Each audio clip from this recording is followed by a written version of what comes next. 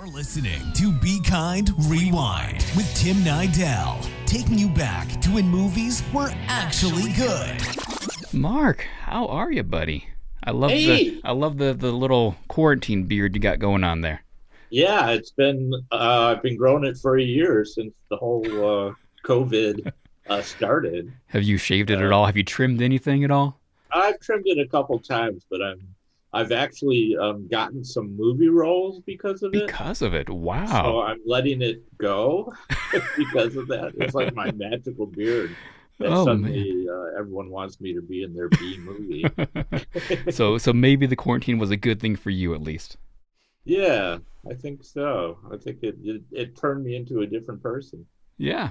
I wouldn't recognize you because I've seen videos of you without the beard, and I can recognize you, but I wouldn't recognize you on the street. I have never had a beard until I started this one. I didn't even know if I could grow one, and it actually grew in pretty nicely. So Nice. Well, it looks good, man. It looks good. So let's go back a ways. Let's go back a ways. When do you remember the moment that hits you is like, hey, I want to do film. I want to be involved in the industry somehow. oh well, I was always interested in film and theater, even in high school. Like I was in all the high school plays, acting, and then I went to Michigan State undergrad in telecommunications. So I was, interested in TV and radio, and then I took a film class where I made my first film, which was a very surreal kind of film where the guy's like sawing off his legs and stuff. I always liked the outrageous and bizarre, and that movie actually got me into NYU Film School. So it just sort of blossomed from all of that. It's kind of Nice. a whole life endeavor. What would you say is your favorite film of all time?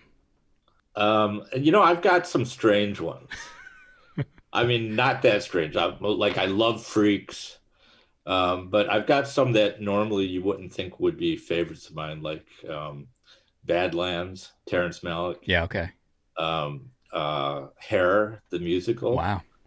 I really love it. I can watch it over and over again. Huh. But in the horror genre, the Nightmare on Elm Street Yeah. series, Toxic Avenger, of Of course, course. Of course. Exorcist, um, just about anything that is horror, I can get into. Yeah, same So, here. I grew up loving horror even as a kid. I was the kid who used to sneak out and like set the VCR and record HBO when my parents were sleeping so I can watch the horror movies like when they were at work. right. And I think for me, it would have been the Friday the 13th movies would have been the first ones I remember watching as a kid, I think. Yeah. So, yeah, I just love them. Yeah, I do too. And it's funny how many people come up to me at conventions and say that they were turned on to Toxic Avenger when they were a kid. Yeah, And it's so not a kid's movie, it is you know. not But whatsoever. somehow they all found it somehow, I either think their parents or I just think on their own. I found it because of the cartoon that came out in the early 90s. I mean, I think I was 10 when it came out, and I don't think I knew what Toxic Avenger was before then because I was never exposed to it at my, innocence when I was younger and everything. So I think that was my first interaction with it. Yeah, a lot of people have told me that it's like they were into the cartoon, and then they were like, "Oh, this is based on an actual movie," Yeah. and then they watched the movie and they're like, "Whoa, So this different. is not what I'm used to." But What then they loved it. So what were your thoughts when you heard it was turning into a cartoon for kids? you know what? I actually didn't know that. Um, I moved to Los Angeles shortly after I did Toxic Avenger and got into like the post production world. And I don't even think I realized it was made into a cartoon until I started doing conventions and Oh, people would tell wow. me about it. Now I knew it was made into a comic book, Yeah. and I have the comic books. But yeah, I kind of lost touch with the Troma world for probably like 10 years when that was going on. But then I got involved with them again when I started making my own movie and doing conventions, and we got Lloyd to be in my movie Toxic Tutu. And then I started doing more stuff with Troma, like Return to Nukem High, Yeah. Part 2. And, pretty much Lloyd and I have become really good friends. And anytime he wants me to do something for him, I do it, and vice versa. So, yeah. Absolutely. Yeah, I wouldn't turn it down at all either. I would love to be part of one of you guys' movies. I'll do it for free. I'll say it right now. I'll do it for free. Well, you should go talk to Troma. That's what they Exactly. like. Just for the experience, man. I think it would just be an amazing, amazing experience. Well, that's how I got involved with Troma, because I was going to NYU Film School, and Troma put up a notice on our job board to come work on a reel film for the summer. And I think it said you won't get paid like you would on a real film, but it'll be great Yeah. experience. So I went down to the Troma building in Hell's Kitchen, New York, and talked to Lloyd and Michael Hers. And Lloyd was like, "Oh, you go to NYU. What do you want to do on this movie?" And I was like, "I'd like to be the script supervisor so I can work with the director." And he was like, "Well, that's me. Done. You could be the script supervisor. What else do you want to do?" And I was like, "Oh, I enjoy writing." He was like, "Great, you can write some additional scenes. What else do you want to do?" And it was pretty much, I should have just said, "Can I direct?" Yeah. Yeah. Did you end up writing any extra scenes for Toxie?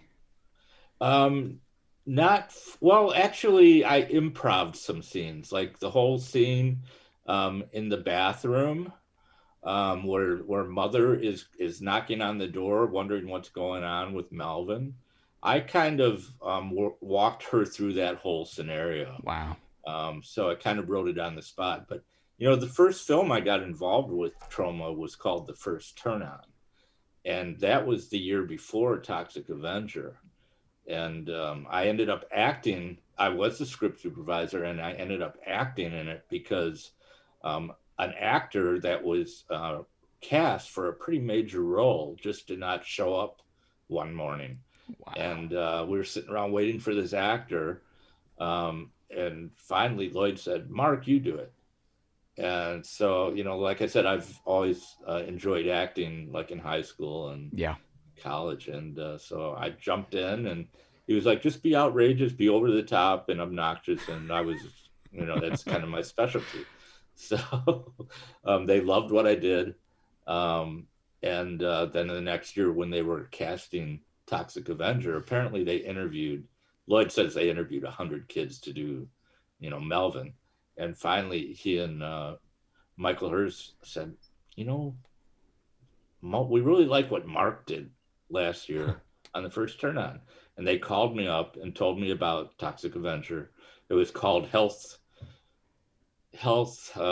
Horror. It wasn't called Toxic Yeah. Avenger. And he said, "If you want the role, you can have it." And Wow. I said, "Great." I said, "Can I be the script supervisor too?" Like, So, sure. script supervising for Toxie, what does that entail? Well, you're there for the whole shoot, which is what I really like. And you're just, making sure that the script is being followed correctly. You kind of keep an eye on continuity. And it's just, it's kind of paperwork in a way, but I like it because I'm there the whole time. Yeah. Working with the director, working with Lloyd. And I got to see the whole movie being made, including the scenes I was in. And it was interesting. We either knew it was going to be a huge cult film or like the worst movie ever made, and it turned into a huge cult film, luckily. I mean, who knew? The first time you read the script, who knew that we'd be talking about this 30 plus years later, Oh, I know. And with the advent of social media, it just got bigger and bigger. Yep.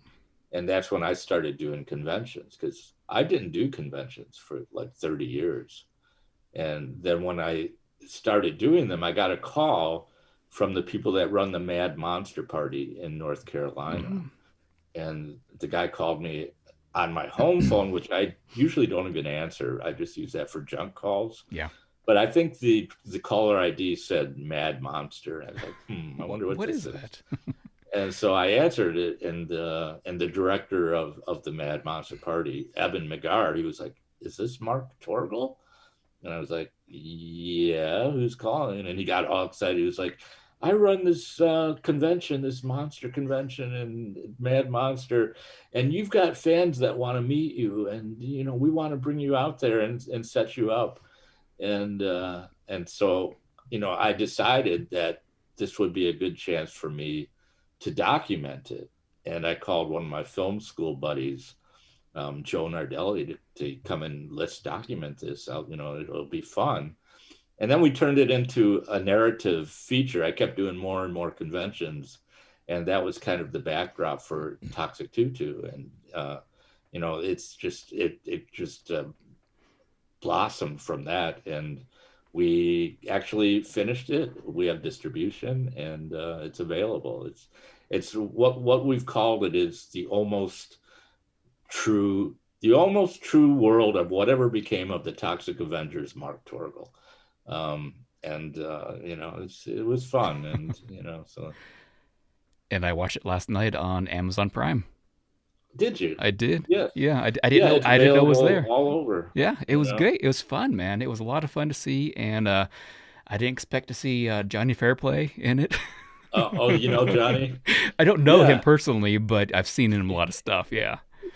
Yeah, and Slug and Bozo were in it, Yep. and of course Lloyd, and it was nice to and Skippy, the kid. Skippy was the kid that the car ran his head over.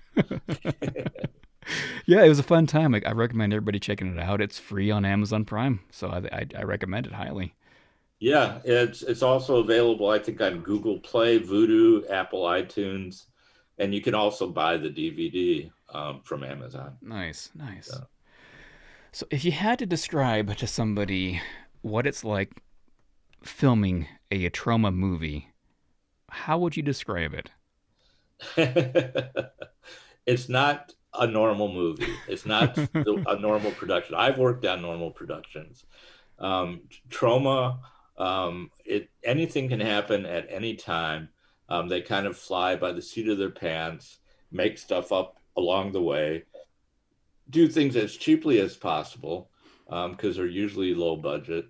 And the nice thing about a Troma movie, especially these days, is the people that work on them are Troma fans. Mm-hmm. Yep. So it's like a love fest, really. And it's just, a party. It's like a good time. And it's something that if you're a Troma fan, you would really enjoy working. You're not going to make any money, but it's great fun. I've done 2 episodes of Kevin Costner's Yellowstone. I've done 2 episodes of that, and craft services was amazing. We had steak, we had like some kind of casserole, green beans, and everything. What about craft services for a Troma film? Yeah, no, none of that. They had a contract with the Jarlsberg Cheese Company, and they were those big rolls of cheese, those big orange rolls, and they served it to us for breakfast, lunch, and dinner. Just cheese. And everyone was so sick of these things. There was one point near the end of the shoot where we had, these big orange rolls of cheese, and we started rolling them down a hill in the street because everyone was so sick of the food. Cheese. I mean, just cheese, nothing else. There might have been coffee, Yeah. Water, not much. It was anything they could get for free. Okay, that makes sense. Yeah. I mean, I do love cheese, so I guess I could do a Troma film. And they'd give them a credit, in exchange for the food. So. Oh, that's awesome. Oh man, let's talk about Melvin for a little bit. Melvin, there's a lot of nerds featured in 80s films, and Melvin is it could be my favorite nerd in an 80s film. So tell me about Melvin. I think I was one of the originals. Probably. Because then, after Toxic, and the first turn on was also, I also played Yeah, a kind super of same nerd. character. Yeah. But then after that, all these nerd movies started coming out. There was a whole series of Revenge of the Nerds Yep. and all of those.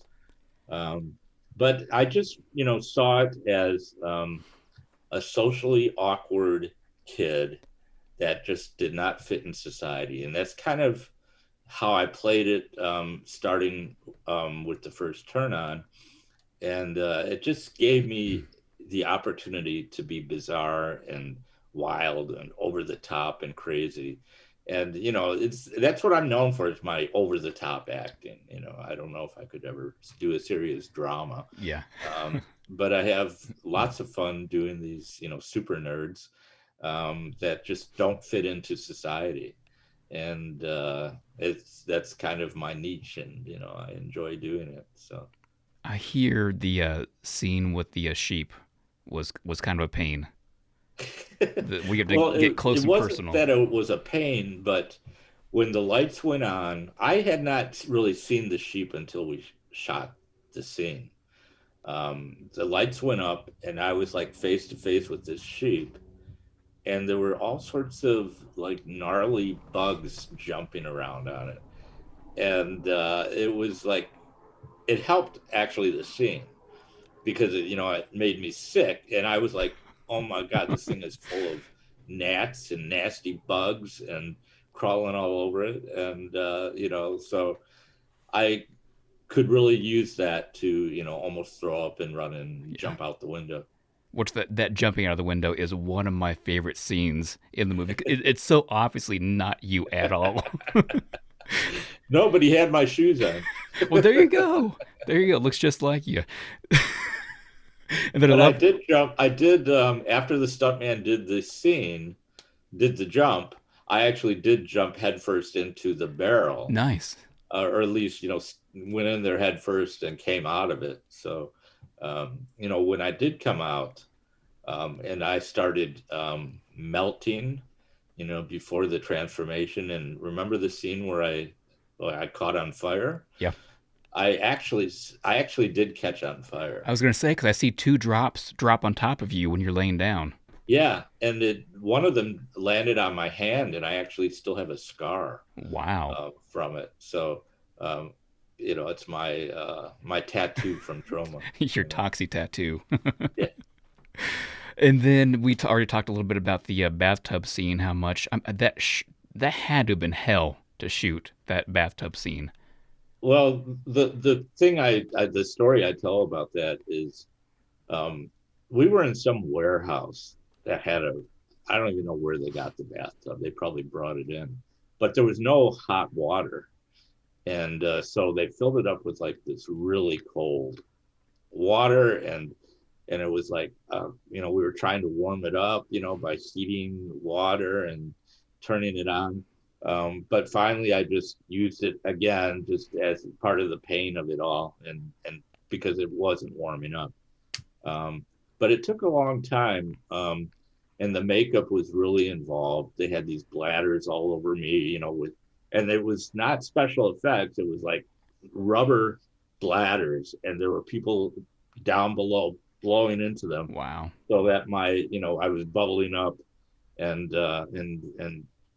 my face was expanding, and it was all done right there on the spot. None of it was special effects, Wow. which was kind of cool. And I tell the story that the makeup, I think, probably spent a good 4 or 5 hours putting this makeup on, and the makeup team were young but really talented, and they got the makeup on, and it looked great, and we worked with it. It was beautiful. And then it came time to take the makeup off, and we couldn't get the makeup off. They had like special ointments and liquids and stuff, and it just wasn't coming off. We were trying to wrap for the day, and so there was a YMCA that was down the street from where we were shooting. And so someone called the YMCA and said, we're shooting this film. Can our actor come down there and use the shower? because he's got this makeup that won't come off. And so they let me do it. I went down there to the YMCA, and I'm like in the shower, naked, scrubbing at my skin and face, and trying to get all this makeup off. And at the time, the boys swimming team came into the shower and saw this naked man with his skin falling off, and they quickly kind of turned around and laughed. And they were traumatized, I'm sure, for life. Yeah, there you go. But it was a good memory. Now, is it true that a homeless man threatened the filming crew in the alley with a gun? Yeah, and Shinbone Alley, which was one of our New York City locations. I don't even know if they got a permit for this alley. Probably not. Probably not. But this homeless man, that was his home. That's where he lived. And he did not like the fact that there was a film crew coming in there and disturbing his home. So there was an altercation. He apparently did have a gun. A lot of people took off, running down the street, but somehow someone went in there and dissolved the situation, and probably gave him some money or something. Yeah. And then he left us alone. But wow. Yeah, you never knew what to expect on the Troma movie, because nothing's really done the way it should be done. Keeps you on your toes, that's for sure. Yeah, the scene where the car lands on its top, it flips and lands on its top. Yeah. And I was the script supervisor, so we were watching this, and the roll bar collapsed. And, while we were filming, and we were like, oh my God, this guy's dead. And we ran up to the car, and luckily it collapsed only on the passenger side, not on the driver's side. Wow. So he was fine. But Lloyd said if he killed that guy, that would have been the end of it. Oh, for sure. 100%. Wow. So yeah, you never knew what to expect. Tell me about Lloyd back in those days. Is he any different than he is now? He's not. He's very funny. He can be very erratic. He can be very demanding, especially with the actors. But he's crazy, and he's crazy funny though. I appreciate his humor because it's gross and disgusting and nervous, and it's just like. But no, he's still like that. Whenever I see him, he still is crazy and always thinking. He's always trying to be witty and coming up with something funny. And I actually interviewed with his children. He has 3 girls that are now like young adults, and they're trying to be filmmakers. And they did an interview with me. And I was telling them some stories about Lloyd, and apparently he doesn't act like that at home. Because they were like, "What are you telling us? He did what?" And so I guess he has 2 different personas. Yeah. Which makes sense, I guess. One and his off-screen one. But I always see his on-screen one. Yeah, he just seems like a little kid, just out in the playground, just playing. Yeah, definitely. So tell me about returning many years later for Citizen Toxie to play the evil Melvin. Yeah. Well, they did Toxic Avenger 2 and 3, and they actually made one movie into 2 movies. It was supposed to just be Toxic Avenger 2, and I guess they shot so much they made it into 2 movies, but they actually asked me to be in the movie. And I had moved to Los Angeles at the time. And I said, well, I didn't get paid for Toxic Avenger. Can you pay me something?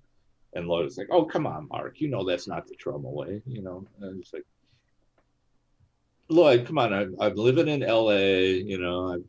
He was like, well, we'll fly you out there. And then you probably still have friends you can stay with, though, right? I was like, just give me $100. And he was like, yeah, that's just not the Troma way, Mark. Wow. You know that. And I said, well, send me the script. and he sent me the script, and I didn't think it was very good, and so I decided not to do it. And Lloyd wrote this book, Everything I Know About Filmmaking I Learned from the Toxic Avenger. And he said the biggest mistake he ever made was not giving Mark Torgl the $50 he asked for to be in Toxic Avenger 2.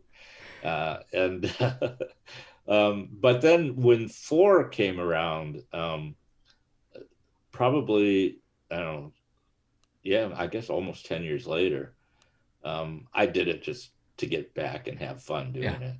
And it was really fun because at that time, all the crew were Troma fans, Toxic Avenger fans, and I went there and just everyone loved me, and I just had fun doing it. It was, a one-day shoot for what I did being Evil Melvin. So awesome. And then that's when our relationship rekindled at that point, and we started seeing each other more and doing the conventions together and stuff. A little later. Sweet. And speaking of conventions, I started going to them recently as well, and I'm addicted. So hopefully I could run into at a convention, get my Toxie poster signed. Yeah, I mean, once this COVID clears up, Yep. I'm thinking it'll get back in gear. But kind of nobody's doing them right now. Nope. I like how they're doing the online conventions with autographs and online panels and everything. I haven't been involved in any of that. I've heard a little bit about it. Yeah. I do get people sending me things in the mail, asking me to sign them. Nice. So I do that if they send it to me. If they give me return postage. Exactly. You can't do it for free and then have to pay for postage. Right. You're not Troma. Right. So what are you up to these days? Well, I'm a television editor, and I'm working for a company called Entertainment Studios, which does a lot of like comedy stuff, game shows and things. But like I said before, I've suddenly started getting offers to be in a lot of B movies, and I think it's because of my magical beard. Of course. I've done 2 things for James Balsamo, who has a real big B movie presence. I've done some things with Mercedes the Muse, which is a Troma person. I've got a couple coming up.